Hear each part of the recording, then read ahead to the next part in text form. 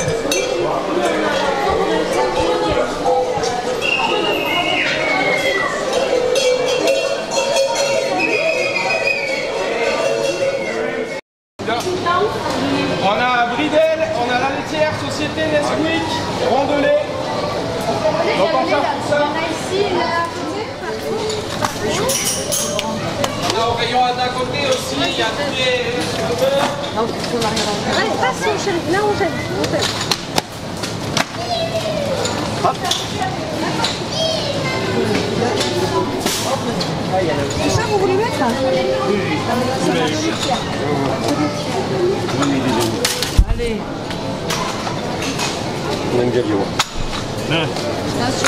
Tous ceux qui viennent, ils aiment Lyon. Je pense que oui. Je sais pas que c'est pas français ça. Si, c'est français. Mais c'est pas assez rémunéré. Exactement. Voilà, c'est... Oui, On la laitière aujourd'hui. Ah, c'est la laitière. Est-ce qu'on connaît ça? Regardez. Ah bah oui.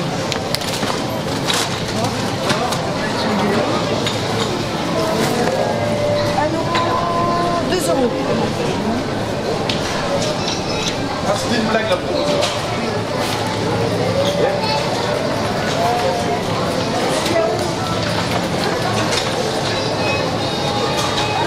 Ah, pour manger comme un bon beurre.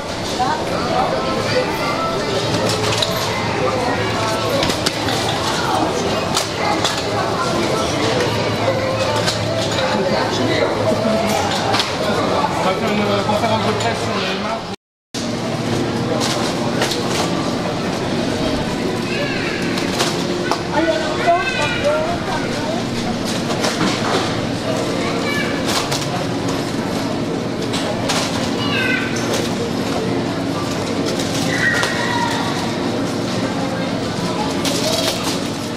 Moi je suis paysan, je travaille 60 heures par semaine et je gagne un demi-smic. D'accord. Donc j'en ai ras-le-bol. Donc là, vous retirez tous les produits non français des étals et... On retire les produits Charal, D'accord. Socopa. En fait, la grande distribution travaille avec ces gens-là et ils nous font crever, quoi. Voilà. Vous n'êtes pas bien rémunéré.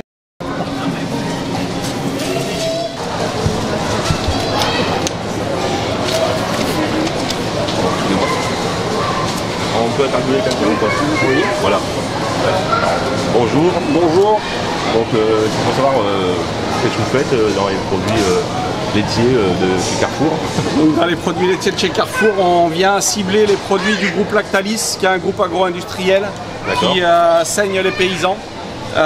Aujourd'hui, ils se font une marge exceptionnelle sur tous ces produits-là, couplée à la marge des GMS. En fait, GMS, c'est quoi? Les grandes et moyennes surfaces, donc Carrefour. Donc Leclerc, Auchan. Voilà, c'est tous pareil. Et en fait, du coup, on se retrouve, nous, sur un litre de lait, à gagner moins de 10% du prix qui revient aux paysans, quoi. Et qui est un prix du coup non rémunérateur. Et du coup les fermes, il y en a de moins en moins en ferme d'élevage en France. On importe du lait qui arrive d'ailleurs parce qu'on n'arrive pas, les Français ne sont pas rémunérés sur leur travail. Et du coup, ça fait des fermes, pour être concurrentiels, ils sont obligés de faire des fermes-usines et qui ne correspondent pas au respect de l'environnement. Et du coup, nous, ça ne nous convient pas à la Confédération paysanne. C'est pas du tout le projet d'agriculture qu'on a. Et donc, on vient cibler ces marges excessives, demander à ce qu'il y ait des contrôles sur les marges et des prix planchers rémunérateurs payés aux paysans pour que nous, on puisse vivre de notre métier et nourrir correctement la population. D'accord, parce que vous êtes payé sur le litre de lait entier. Parce qu'après, eux, ils le coupent et c'est comme ça. C'est ça. D'abord, ils les crèment, ils prennent la crème, ils en remettent un peu quand ils vous vendent du lait entier. C'est pas du vrai lait entier, ça. Ça, c'est un lait qui a été écrémé et ensuite ils remettent de la crème dedans. Et le surplus de crème, ils se le gardent pour faire du beurre, pour faire des yaourts, pour faire de la crème fraîche. Voilà, donc eux, ils gagnent 2 fois. Du beurre 2 fois. Voilà, ils se font le beurre 2 fois sur notre dos. D'accord. Voilà. Et nous, on n'a qu'un seul dos et on a envie de continuer à vivre avec notre dos. Donc, au bout d'un moment, ça passe plus.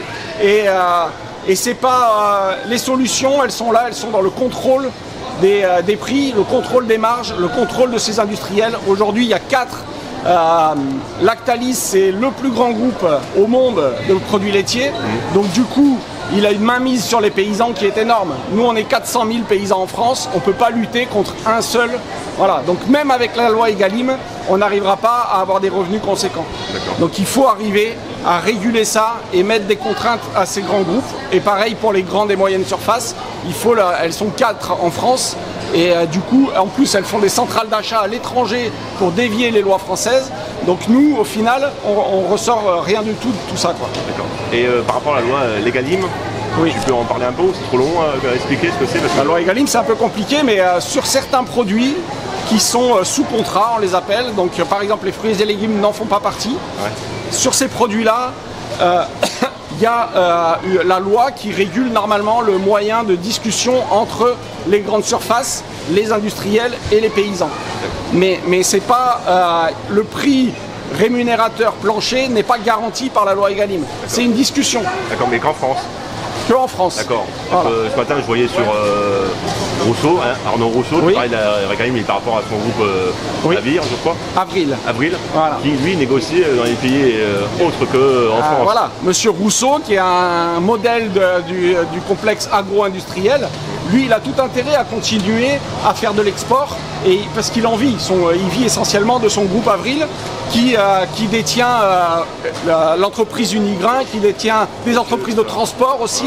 Voilà. Et du coup, eux, ils ont tout intérêt à continuer, à ce qu'il n'y a pas trop de régulation et pas trop de contrôle sur ce qu'ils font. Ils signent leur contrat hors France pour avoir dépassé la régulation française. C'est ça, et surtout pouvoir vendre à l'étranger. Donc ils ont, quand nous on dit des prix minimums d'entrée aux frontières, par exemple la tomate qui arrive vraiment pas chère du Maroc, et bien nous, producteurs en France, on ne peut pas arriver à produire à ce prix-là. Nous, on demande un prix minimum d'achat à la frontière. Mais eux, ils sont contre. J'entends les cloches, on va aller voir l'action. On est appelé.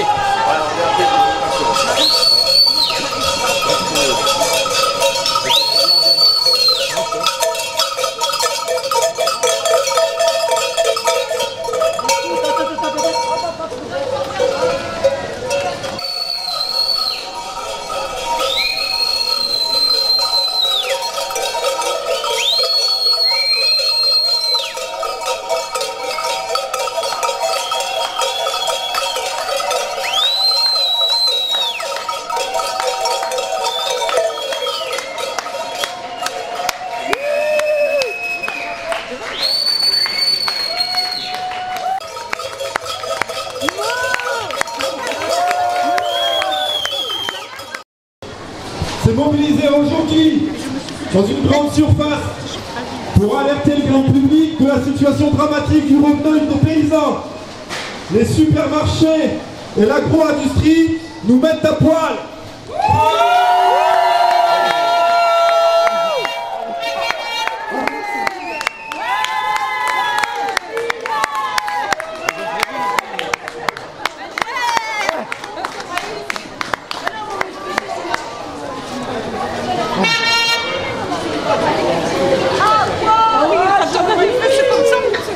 Selon les derniers chiffres de l'INSEE, c'est difficile de pas... le revenu d'activité moyen des paysannes et des paysans avoisine 1 200 € par mois. La profession agricole et celle qui travaille le plus, 55 heures par semaine en moyenne. Si on fait le calcul, ça équivaut à 5,50 € par heure. Ces chiffres ne sont qu'une moyenne. Elles cachent d'importantes disparités, et notamment les 20% de paysannes et paysans qui n'arrivent pas à se dégager un revenu. À l'autre bout de la chaîne, il n'a jamais été aussi difficile pour les citoyennes et les citoyens d'avoir accès à une alimentation saine et de qualité à un prix abordable. Et pour cause, quelques centrales d'achat décident seules de la valeur des productions agricoles et de l'alimentation. Pire,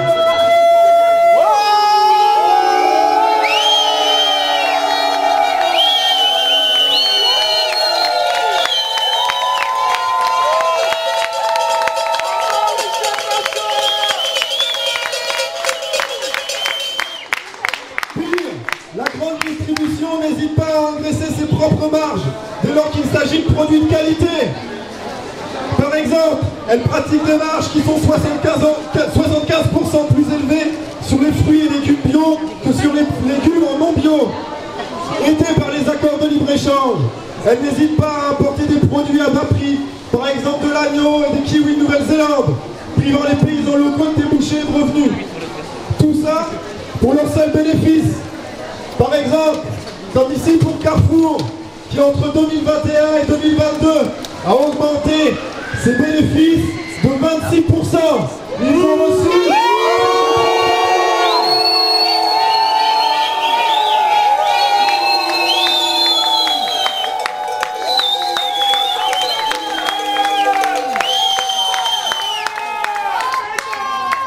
Parlons de l'État. Il dit qu'il va enfin appliquer la loi Egalim, pourtant votée depuis 2018, et qui se veut œuvrer, je cite, pour l'équilibre des relations commerciales dans le secteur agricole et alimentaire et une alimentation saine, durable et accessible à tous. Mais précisons que cette loi n'impose absolument pas le respect des coûts de production et qu'elle a été rédigée par la bénédiction de la FNSEA. D'une part, dans Egalim, le coût de production n'est pas le seul facteur de détermination du prix, et d'autre part, cette loi ne concerne que quelques productions, excluant les fruits, les légumes, le miel. Nous, à la Confédération paysanne, nous exigeons l'établissement de prix planchers rémunérateurs et l'application de prix minimum d'entrée pour les importations. Pour nous, seules ces mesures permettront de changer le rapport de force avec la grande distribution et l'agro-industrie.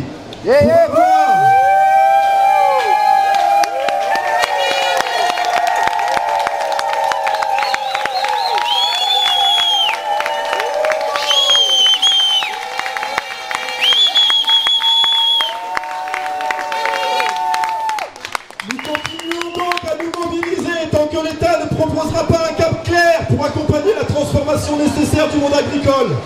Les mesures proposées ces derniers jours sont insuffisantes, voire même inacceptables, comme le recul sur l'eau, les pesticides et les OGM.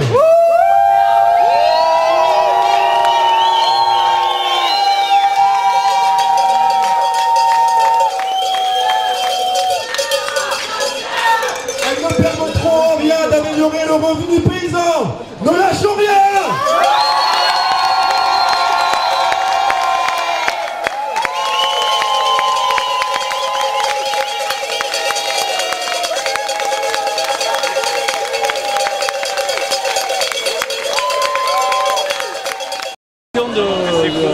De ce manque de revenus de la valorisation de nos produits. Bon, mais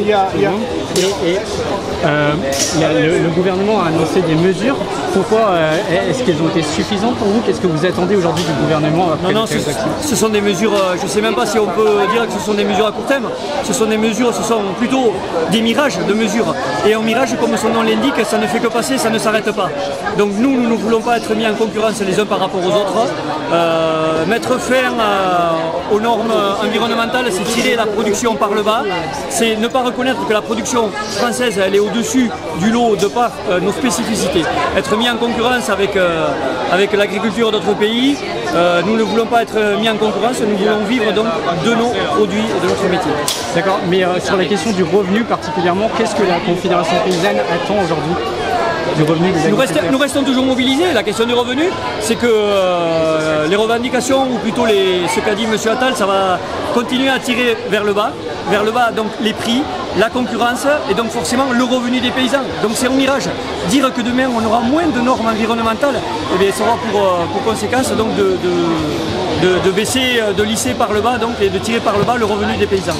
Ok, et sur le prix de revient par exemple, qu'est-ce que vous attendez?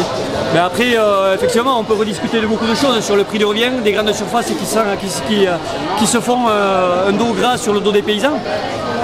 Et donc ce qu'on attend, c'est que les prix de nos produits soient payés à leur juste valeur, de façon à pouvoir vivre de notre métier.